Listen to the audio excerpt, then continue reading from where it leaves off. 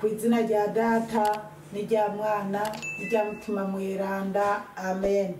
Bene wacu dusangira urugendo rugenda mu ijuru, ndabaramukije mu izina rya Yesu Kristo, nitugire Kristo. Turabandanya gusabikanya ijambo ry'Imana dusanga muri Bibiliya mu Njiri ya Luka ku kigabane cyaho cya kabiri guhera ku karongo ka 29 kugeza ku karongo ka 35. Ijambo ry'umutwe ya mbere twisunga riravuga ngo akabyino ka Simewo. Noneho muhanyi nk'uko wabivuze, rengutsa umusuku wawe mu mahoro, nkako amaso yanje yiboneye urukiza rwawe wateguriye ibihugu byose. Wa muco uzokumenyesha mu makungu, bwa buninazwa bw'igihugu cawe Israeli. Se na nyina batangazwa n'ibimuvuzweko. Simeo abura ibizoshikira Yezu na Mariya. Simeo arabahezagira, araheza abwira Mariya nyina wa Yezu ati, umwana benshi muri bene Israeli bazomwandurako urupfu, kandi yongere abere urukiza benshi. Azoba ikimenyetso bazoazanirako. Eka nawe wenyene inkota izogusogota mu mushaha. Ivyiyumviro biri mu mitima ya benshi bizoheza byibonekeze. Bene wacu muri Yesu Kristo, iri ni ijambo ry'Imana, dushimiye Imana. Alleluia, amen. Alleluia, alleluia, alleluia, amen, amen. Bana b'Imana, bushize twabonye uko bariko barita izina rya Yezu.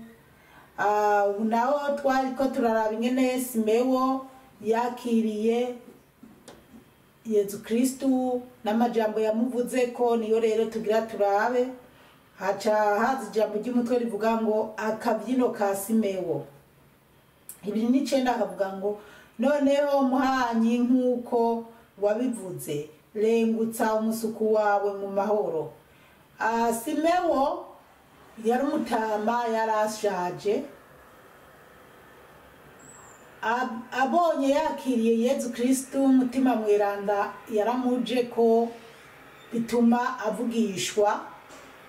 Ubu rero ariko aravuga ati, noneho mukama nk'uko wabivuze, rengutsa umusuku wawe mu mahoro, ko twabonye ko mutima mweranda yari yaramusezeraniye ko atazopfa, atazosandaba atabonye urukiza rwa Israeli.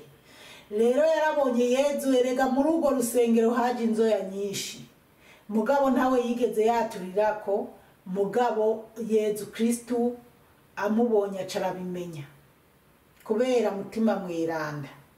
Dusaba umutima wo kugira Imana iduhe mutima mweranda wo guhishurirwa amabanga y'ivyiza by'ijuru bizotugeza mu ijuru.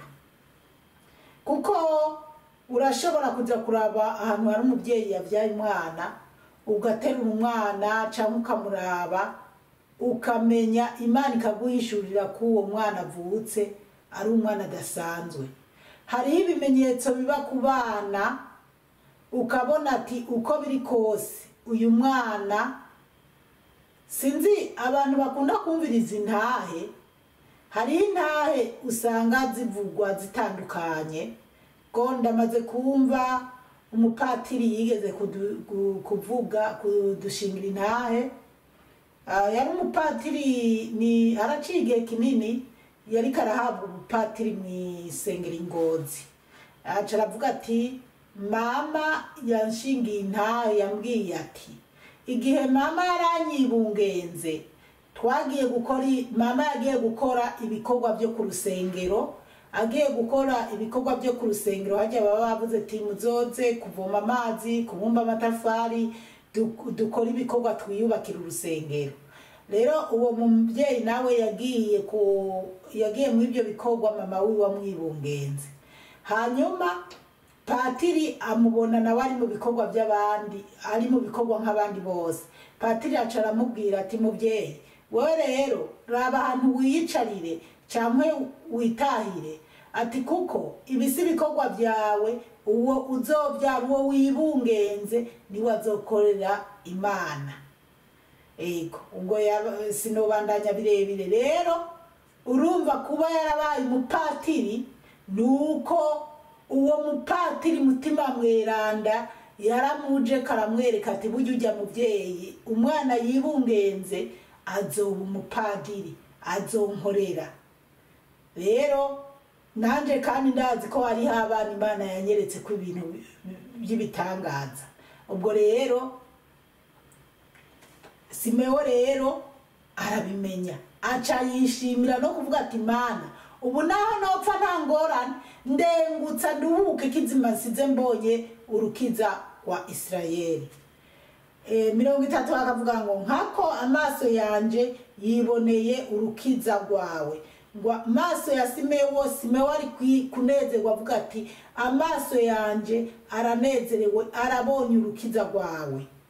31 wateguriye ibihugu byose. Haleluya amen. 31 hararyoshe bana b'Imana ngo wateguriye ibihugu byose. Araho twabonye ngo urukiza rwa Isirayeli, noneho ngo Imana yateguriye ibihugu byose n'abarundi turimo. Haleluya amen. 32 wa muco uzokumenyesha mu makungu bwabuni nahazwa bw'igihugu cawe Isirayeli. Bwabuni nahazwa ngo bw'igihugu cyawe Isirayeli, wa muco uzokumenyesha mu makungu yose, isi yose yivikagera. Haleluya amen. Uwo ni Simeo ariko arabivuga ku ruyoya rumaze iminsi 8. 33 avuga ngo se na nyina batangazwa n'ibimuvuzweko. Haleluya amen. Bikira Mariya na Yozefu batangazwa n'ibimuvuzeko ngo se na nyina. Bana b'Imana ko muri Bibiliya handitse ngo se na nyina, wowe wokuraho gute ko Yozefu atari se wa Yezu? Mu bitabo byose by'imyirondoro ngaha mwisi Yezu yandikwa ko ise wiwe ari Yozefu. Ibitari by'agaseseswa muri byo kuba amwibungenze bari gushobora n'abantu kuza barajyana inzara titu. Yozefu yamutoye afise inda, yamutwaye afise inda. Wokuraho gute ko Bikira Mariya atari nyina wa Yezu? Rero Bikira Mariya n'umuvyeyi wo kubahwa ko yibungenze Yezu akamuvyara mpaka no kumusaraba akabambwa bari kumwe, bidakuraho ko Yozefu ari se wiwe. Tugiye kurindi jambo ry'umutwe rivuga ngo Simeo abura ibizoshikira Yezu na Mariya. Noneho Simeo agira tuzanire rero yindi nkuru ngo kubizoshikira Yezu na Mariya ariko Yozefu atarimo. Reka twumve ko araho tubona Yozefu. 34 akavuga ngo Simeo arabahezagira. Simeo wa Mutama arabahezagira. Araheza abwira Mariya nyina wa Yezu ati, abwira Mariya nyina wa Yezu, uwo mwana benshi muri bene Isirayeli bazomwandura ko urupfu, kandi yongere abere urukiza benshi. Haleluya amen. Numvise ako kajambo ngo yongere abere urukiza benshi, ngo benshi muri bene Isirayeli ngo bazomwandura ku rupfu. Uwo mwana w'imisi 8. Simeo abivuga ati uwo mwana benshi bazomwandura ko urupfu muri bene Isirayeli, hanyuma ngo kandi azobera urukiza benshi isi yose n'abarundi turimo, Afrika yose irimo, ibihugu byose birimo. Azoba ikimenyetso bazohazanirako, ngo azoba ikimenyetso bazohazanirako bana b'Imana kuva avutse. Ibyo Simeo yabihanura abungere barajanye inkuru nziza Yeruzalemu, i Betelehemu babonekewe. Ibyo yabihanura abantu bamwe na bamwe bamaze kumva ko Yezu Kristu ari umucunguzi, ari umwami yavukiye i Betelehemu. Simewo rero nawe ari kubandanya kuvuga ati benshi bazomwandura k'urupfu kandi azoba ikimenyetso bazohazanirako. Ubwo rero Simewo arabivugishwa 3:5. Eka nawe wenyene inkota izogusogota mu mushaha. Imana idutabare cyane. Ese bana b'Imana, kuki abantu batumviriza iri jambo ryabwiwe Bikira Mariya? Bikira Mariya Simewo aramubwira ati eka nawe wenyene inkota izogusogota mu mutima. Inkota izomusogota mu mutima, ingene bizomugendekera aha azoba ariko arabona ingene batera amabuye Yezu, ingene bamucira amate mu maso, kuva kimuvyara zarahunga asubira ahura n'ibigeragezo bamubwira ati buriya wa muhungu wawe bariko baramukubitira hariya, abandi bana bamuguye ko bamukubise. Nubwo ariko igihe hoho yari karaja kubambwa, igihe bamucirwa ngo ndagonde, murumva ko nawe uri umuvyeyi wavyaye ubonye umuntu agukubitiye umwana akabyimba gusa urababara. Nkeswe rero Yezu yakubiswe yambaye ubusa, akubwa mwibarabara mpaka bakamubamba. Imana idutabare cyane. Turi mu kanyamuneza ka Noheli, ariko tuzirikana ni icyamuza n'ingorane zahabaye, n'ingene rero Simewo yavuze ati muvyeyi inkota izogusogota mu mutima, uzobabara uzohangayika. Ibyiyumviro biri mu mitima ya benshi bizoheza byibonekeze. Ngo ibyiyumviro biri mu mitima ya benshi ngo bizoheza byibonekeze. Bana b'Imana, murumva mu mitima ya benshi, ibyiyumviro biri mu mitima ya benshi bizoheza byibonekeze.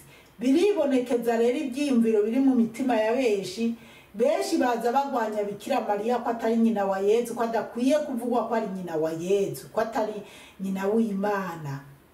Ibyiyumviro bya benshi biragaragara kuba ari bo bose.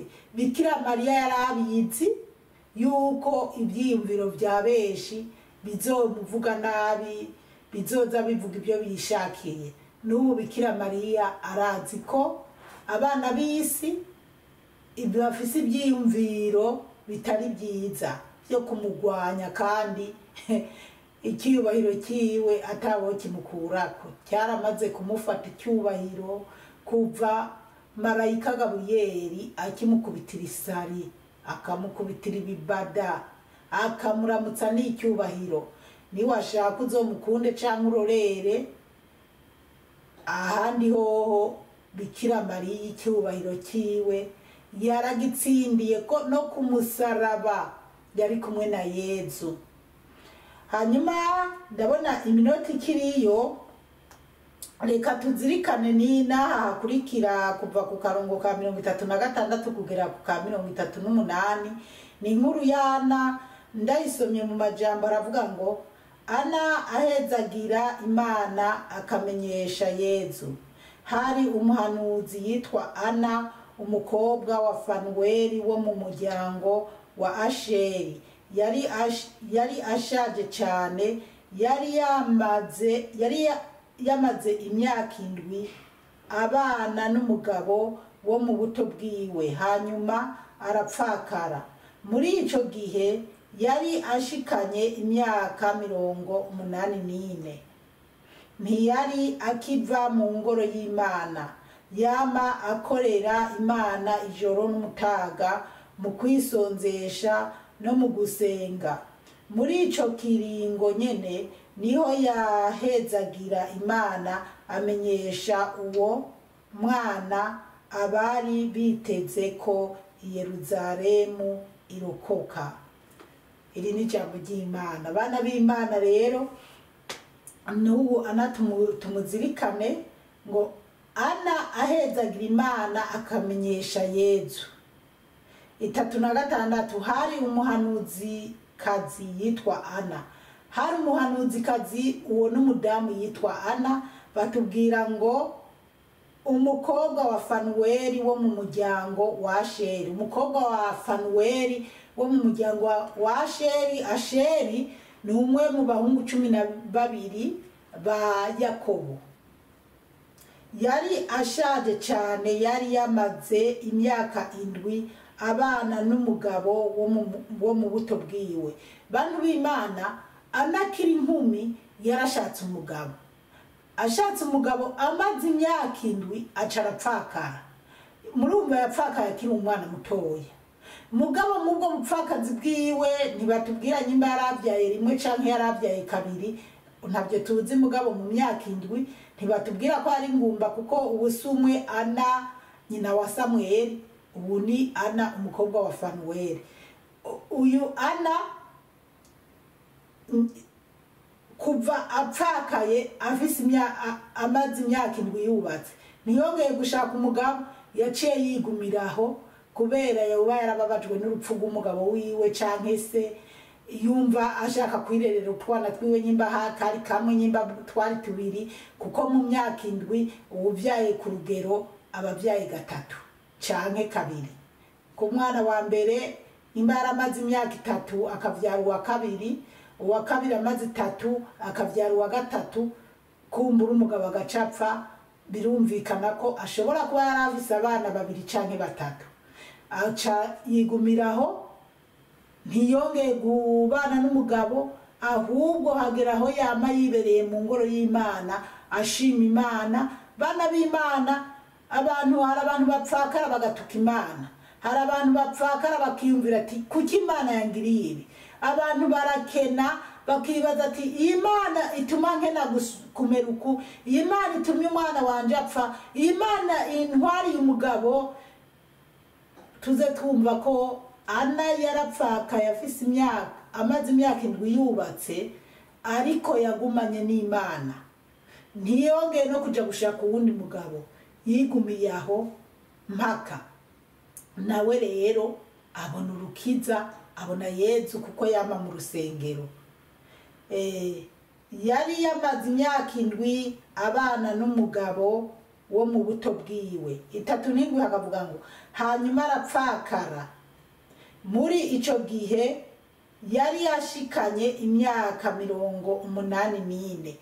Murumva imyaka 78 yamaze, ariko ntabwo nzi ngo bayashatse afise imyaka ingahe, ariko birumvikana ko n'amaburiburi nk'imyaka 50 40 yarabayeho yarapfakaye atigeze yongera gushaka umugabo. Batubwira rero ko yaramaze imyaka 84. Ntiyari akiva mu ngoro y'Imana, yamakorera Imana ijoro n'umutaga mu kwisonzesha no mu gusenga. Ngo ntiyari akiva mu rusengero, yama mu rusengero ngo asenga Imana, akorera Imana, ngo yisonzesha. Hari abantu nama numva batanga inyigisho bagwanya kwisonzesha. Kwisonzesha ku muntu abona ko atarwaye bumubuza kwisonzesha afise, umuntu arisonzesha akiyegereza Imana kugira ibintu bigende neza. Muri ico kiringo nyene niho yahezagira Imana, amenyesha uwo mwana abari biteze ko Yeruzalemu irokoka. Anahezagira Imana, aranezerwa, nawe yishimira ko abonye Yezu Kristo, abonye urukiza. Anaca aramenyesha hirya no hino inkuru nziza abantu ko urukiza rwabonetse mu isi Imana yaduhaye umukiza. Bana b'Imana rero ana tuze turamwigira ko abapfakazi abapfakare baze barigira ku bantu nkana mu gihe umuntu yihebuye aze yihangana hanyuma yiyamaje mutagatifu Ana adusabire. Bana b'Imana umukama Imana bahezagire, mwarahezagiwe n'Imana, mugira umwaka mushasha mwiza, mukomeze mubandanye no kuryoherwa na Noheri. Umwaka wa 2025 utubere umwaka wo kunywana n'Imana, wo gukosora amakosa twakoze mu myaka y'ubushize, twegera Imana, na cyane cyane ko uyu mwaka wa 2025 ushobora kubamo ibintu bidasanzwe by'impindagurika ngaha mu isi. Rero atari abantu bafise umutima woroshe, abantu basenga, abantu bakomeye mu masengesho, benshi bazoza batirimuka bajane n'ibyisi, bahungabanywe n'imiyaga, ukene utukane, bakwibutukane, uhure n'ibigeragezo, wishore mu ngeso mbi, babuze amafaranga bagiye kuyasaba kwa shitani, babuze amamodoka canke amaviza bagende kuhemuka mu busambanyi n'izindi ngeso mbi zitandukanye, n'ibyorezo n'intambara n'ibintu bibi bitandukanye ngaha mu isi. Turi mu myaka rero itagiye kuzira tworohereza, ariko kubasenga nizera ko tuzokomera. Rero mukomere bana b'Imana, Imana yo mu ijuru ibahezagire cyane, mwarahezagiwe n'Imana. Ku izina rya Data n'irya Mwana n'irya Mutima Mutagatifu, amen. Turagusenga Yezu, turakuninahaza.